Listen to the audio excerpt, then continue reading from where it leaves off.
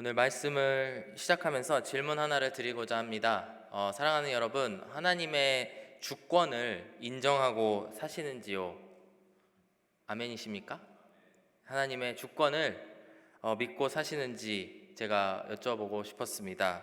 만약에 저희들이 하나님께서 이 세상을 통치하시고 이 세상을 주님께서 운행하시고 하신다는 것을 믿게 되고 그것을 깨닫게 된다면 아마도 저희들은 인생에서 많은 부분에서 자유로워질 것이고, 또 그것이 어찌 보면 우리들의 구원받은 삶의 첫 스텝, 첫 발걸음이라고 할 수 있을 것 같습니다. 근데 저희들이 하나님의 주권을 깨닫고 주권을 믿고 살다가도 이따금씩 그런 질문을 하게 될 수도 있습니다. 하나님, 이거는 왜 그러셨을까? 하나님, 어찌 그러셨을까? 라고 질문을 할 수도 있습니다. 그러다가 아직 믿음이 온전치 못하신 분들, 그리고 아직 하나님을 온전히 믿지 못하시는 분들 같은 경우에는 하나님, 어찌 그러실 수 있습니까? 이렇게 반문하면서 하나님께 따지듯 물어보실 수도 있고, 아마도 저희들 가운데서도 그런 일들이 있었을 수 있습니다. 오늘 바울의 경우 본문 9장의 말씀을 시작하면서 어제부터 다룬 말씀인데요, 이스라엘 백성들을 향한 바울의 마음이 나타나게 되고, 아마도 바울은 이러한 질문에서부터 시작되었을 것이라고 생각됩니다. 1절에서 5절까지의 말씀을 통해 바울은 자신이 큰 고통과 큰 근심 안에 있다라고 말씀을 하고 있는데, 그 이유는 바로 이스라엘 백성, 자신의 동족인 이스라엘 백성의 불신 때문입니다. 바로 앞장인 8장까지의 말씀을 통해서 바울은 그 하나님의 복음의 메시지, 예수 그리스도의 복음의 메시지를 아주 지박적이면서도 강력하게 선포했습니다. 하지만 바울은 문득 자기의 백성들, 믿지 않는 이스라엘 백성들이 생각나게 되었을 것이고, 그러면서 8장에서 9장으로 넘어가면서 그 편지의 문체와 어조가 많이 바뀌는 것을 저희가 읽어보면 알 수 있습니다. 한 주석가는 celebration, 아주 축하하고 축제 분위기, 잔치집 분위기에서 lamentation, 애통하고 고통스럽고 참 이 초상집 분위기와 같은 그런 문체로 변했다라고 이야기를 했습니다. 구원의 감격이 크면 클수록 저희들이 주위에 믿지 않는 사람들, 그 사람들을 생각했을 때에 느껴지는 애통과 고통하는 마음이 크다라는 것을 저희는 알 수 있습니다. 그렇다면 하나님께서는 왜 믿지 않는 이스라엘 백성들, 그들을 모두 구원하지 않으셨을까요? 어찌 보면 이 선민, 이 선택받은 민족들을 하나님께서 모두 다 구원을 하실 수도 있었을 텐데 왜 그러지 않으셨을까에 대한 질문을 하고 있는 것입니다. 그 질문에 대해서 오늘 본문 14절에서 24절까지의 말씀에서는 두 번의 질문과 대답에 나뉘어서 응답을 하고 있습니다. 아마도 바울은 스스로도 이런 질문을 했을 수도 있습니다. 고통 가운데에 주님, 어찌 우리 민족들을 다 구원하지 않으십니까? 질문했을 수도 있고, 아니면 유대인들에게 복음을 전하는 과정에서 어찌 당신이 믿는 하나님은, 당신이 믿는다고 하는 예수 그리스도라는 그 하나님은 어찌 우리 민족을 구원하지 않았습니까? 정말 하나님이 맞습니까? 우리 선민을 선택하지 않은 그 하나님이 맞습니까? 라고 반문하는 유대인들을 많이 만났을 수도 있습니다. 오늘 함께 이 질문과 응답을 살펴보시면서 저희들이 다시 한번 바울이 말씀하고 있는 그 메시지를 깨닫는 시간이 되었으면 좋겠습니다. 14절 말씀을 먼저 보실 텐데, 14절 말씀에 그런즉 우리가 무슨 말을 하리요? 하나님께 불의가 있느냐? 그럴 수 없느니라 라고 말하고 있습니다. 이 말씀은 아브라함의 자손 중에 선택받지 못한, 구원받지 못한 사람들이 있었는데 이것이 불의한 것이 아니냐, 이것이 불공평한 것이 아니냐라고 질문을 하고 있고, 바울은 스스로 그 질문에 대해서 그럴 수 없다, 하나님은 불의하실 수 없는 분이다 라고 이야기를 하고 있습니다. 왜 하나님께서는 불의하지 않으실까요? 하나님께서는 어떤 이들은 구원하시고 어떤 이들은 구원하시지 않았는데 그거에 대해서 왜 하나님은 불공평하신 분이 아니라고 바울은 주장하고 있을까요? 그것은 바로 하나님께서 원래부터 사람을 구원할 의무가 없음을 이야기하고 있습니다. 오히려 누구를 긍휼히 여기시고 누군가를 구원하신 것에 의미가 있지, 그리고 그 모든 것이 하나님께 달려 있는 것이지 감히 사람이 그거에 대해서 이야기할 수 없다라고 본문은 이야기하고 있습니다. 15절 이하의 말씀을 보시면 모세와 바로에 대한 이야기를 하면서 설명을 하고 있습니다. 15절 말씀에 모세에게 이르시되 내가 긍휼히 여길 자를 긍휼히 여기고 불쌍히 여길 자를 불쌍히 여기리라 하셨으니 그런즉 원하는 자로 말미암음도 아니요 다른 박질하는 자로 말미암음도 아니요 오직 긍휼히 여기시는 하나님으로 말미암음이니라.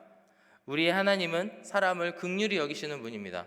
그 긍휼히 여기시는 그 마음 때문에 우리도 구원하여 주셨고 많은 사람들을 구원하여 주셨습니다. 하지만 이러한 긍휼하심은 인간의 노력으로 되는 것도 아니고 오직 긍휼히 여기시는 하나님으로부터 말미암은 것이지 인간이 어떻게 바꿀 수 없다라는 이야기를 하고 있습니다.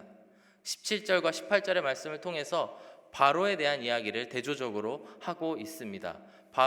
바로의 경우에는 하나님께서 그의 마음을 완악하게 두사 하나님께서 하나님의 능력됨을 드러내게 하셨다라는 이야기를 하고 있습니다.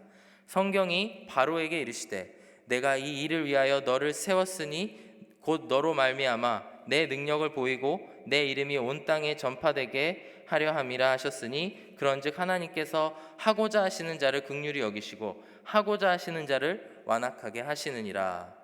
18절의 말씀을 문자 그대로 저희가 이해를 했을 경우에는 이런 질문을 하는 사람도 있을 수 있을 것입니다. 하나님께서 어찌 바로의 마음을 완악하게 만드셨단 말입니까?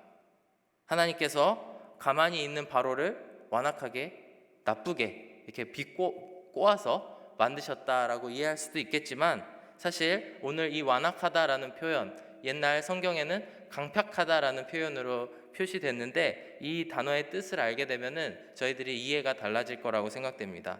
바로 이것은 하나님께서 어떤 사람을 선하게 있는 사람을 완악하게 만드셨다.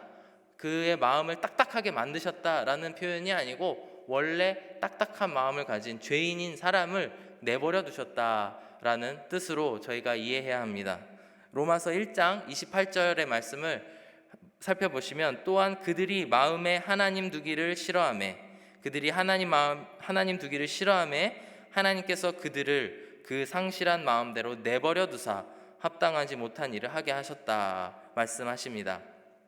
하나님은 절대로 가만히 있는 선한 사람, 물론 사람이 선할 수도 없겠지만 선한 사람을 나쁜 길로 인도하시고 완악하게 만드시는 분이 절대 아니십니다. 오히려 하나님의 말씀을 듣지 못하는 사람에게 말씀을 전하시는 분이 하나님이십니다. 하지만 동시에 하나님께서는 완악한 사람들을 그대로 내버려 두시는 일도 하신다라는 것입니다. 긍휼을 받을 가치가 없는 자들에게 긍휼을 보이시는 것이 하나님의 일하심이지 완악한 사람을 만드시는 것이 하나님이 하시는 일이 아니라고 하는 것입니다. 영국의 존 스토트 목사는 이렇게 말씀을 했습니다. 이 구절을 통해서 우리가 놀라운 것은 어떤 사람들은 구원받고 어떤 사람들은 구원받지 못한다는 사실이 아니라 어떤 사람이 구원을 받는다는 것이다. 하나님 보시기에 우리는 심판 외에 다른 아무것도 받을 자격이 없다. 사람이 어찌하여 하나님께 반문을 하겠습니까? 그것은 바로 우리의 죄인됨, 우리의 죄에 대해서 저희들이 잊어버리고 그것의 의미가 퇴색되기 때문에 저희들이 감히 주님 앞에 어찌 하나님 그렇습니까? 라고 반문할 수 있다라는 것입니다. 하나님의 주권, 우리 안에 다스리시는 하나님의 주권을 믿되 그것을 전적으로 믿지 않을 경우에 우리의 죄악된 모습들을 잊어버릴 수 있습니다. 하지만 우리가 우리의 허물을 바로 보고 그것을 저희들의 죄를 바로 깨닫게 됐을 경우에 우리는 주님 앞에 이렇게 나아갈 것입니다. 주님, 모세를 구원하신 주님을 찬송합니다. 우리를 구원하여 주시옵소서. 어찌 하나님 바로를 구원하지 않으십니까? 라고 이야기하는 것이 반문하는 것이 아니고 하나님 모세를 구원하신 것처럼 저희를 구원하여 주시옵소서라고 나아가게 될 것입니다. 사랑하는 여러분, 그 하나님의 은혜가 저희들 안에 가득하기를 원합니다. 하나님께서는 분명히 긍휼히 여기실 자들을 긍휼히 여기신다라고 하셨습니다. 오늘도 그 긍휼을 맛보시는 여러분 한 분 한 분 또 제가 되기를 간절히 원합니다. 19절 이하의 말씀을 통해서 다시 한번 같은 이야기를 반복하고 있습니다. 단어는 조금 다르지만 사실 그 의미가 거의 같다고 할 수 있습니다. 19절 말씀에 혹 내가 내게 말하기를 그러면 하나님이 어찌하여 허물하시느냐 누가 그 뜻을 대적하느냐 하리니 라고 말씀하십니다. 이 질문도 사실상 같은 질문이라고 할 수 있습니다. 어찌하여 하나님께서 사람을 허물하시느냐, 사람을 책망하시느냐, 하나님께서 어떻게 그럴 수가 있느냐라고 질문을 한다면 바울은 이렇게 대답할 것이라고 20절 이하의 말씀에 나오는데, 그 말씀을 한마디로 정리하자면 바로 하나님과 우리와의 관계를 다시 한번 정립하고 있다, 어떠한 관계성인지에 대해서 이야기하고 있다라는 것입니다. 20절 말씀을 보시면 이 사람아 내가 누구이기에 감히 하나님께 반문하느냐, 지음을 받은 물건이 지은 자에게 어찌 나를 이같이 만들었느냐 말하겠느냐. 21절에 토기장이가 진흙 한 덩이로 하나는 귀 있을 그릇을 하나는 천 있을 그릇을 만들 권한이 없느냐. 하나님이 어찌하여 사람을 허물하십니까? 라는 질문에 바울은 오히려 단호하게 이야기하고 있습니다. 하나님은 토기장이시고 우리는 진흙인데 어찌 우리가 반문하겠습니까? 하나님은 토기장이처럼 자신의 진흙을 마음대로 빚을 그 권한이 있으시고, 그리고 진흙된 우리는 그분께 대항할 권리가 없다라고 이야기를 하고 있습니다. 토기장이가 귀 있을 그릇도 만들고 천 있을 그릇도 만들고 모두 다 토기장이의 권한이라는 것입니다. 마치 진흙이 토기장이를 나무라는 듯한 그 태도에 대해서는 이미 이사야서 말씀에서 나온 바 있습니다. 아마도 바울은 그 말씀을 생각하면서 오늘 본문을 썼을 것이라고 추정할 수 있는데, 그 말씀을 말씀드리면 하나님께서는 진흙의 이러한 태도, 토기장이를 나무라는 이러한 태도에 대해서 패역하다, 그리고 그것으로 인해서 우리에게 화가 있을 수 있다라고 이야기합니다. 이사야서 29장 16절 말씀을 보시면 너희의 패역함이 심하도다. 토기장이를 어찌 진흙같이 여기겠느냐. 지음을 받은 물건이 어찌 자기를 지은 이에 대하여 이르기를 그가 나를 짓지 아니하였다 하겠으며 빚음을 받은 물건이 자기를 빚은 이에게 대하여 이르기를 그가 총명이 없다 하겠느냐. 이것은 아주 패역한 일이라는 것입니다. 또한 이사야 45장 9절 말씀해 보시면 질그릇 조각 중 한 조각 같은 자가 자기를 지으신 이와 더불어 다툴진대 화 있을진저, 이렇게 이야기를 하고 있습니다. 바로 하나님과 싸우려고 하는 태도, 우리를 지으신 하나님과 싸우고 대적하고 반문하려고 하는 태도를 보시면서 하나님은 참으로 패역한 자로다, 그리고 그에게 화가 있을지로다 라고 경고하고 계신 것입니다. 바울은 이 토기장이와 진흙과의 관계에 대해서 디모데에게도 같은 말씀을 하시는데 이렇게 말씀했습니다. 디모데후서 2장 말씀에 큰 집에는 금그릇과 은그릇뿐 아니라 나무그릇과 질그릇도 있어 귀 쓰는 것도 있고 천이 쓰는 것도 있나니 그러므로 누구든지 이런 것에서 자기를 깨끗하게 하면 귀 쓰는 그릇이 되어 거룩하고 주인의 쓰심에 합당하며 모든 선한 일에 준비함이 되리라 말씀했습니다. 하나님의 집안에는 여러 그릇이 있다라는 것입니다. 누구는 사람이 보기에 금그릇 같고 은그릇 같고 혹은 질그릇 같고 나무그릇 같은 그릇이 있어도 모두 하나님께서 그에 맞게 쓰실 그릇이라는 것입니다. 오히려 바울은 누구든지 자기 스스로를 깨끗이 하고 자기 스스로를 깨끗이 해서 귀히 쓰는 그릇처럼 되는 그런 거룩한 백성이 되어라 라고 자신의 아들과 같은 디모데에게 이야기를 하고 있는 것입니다.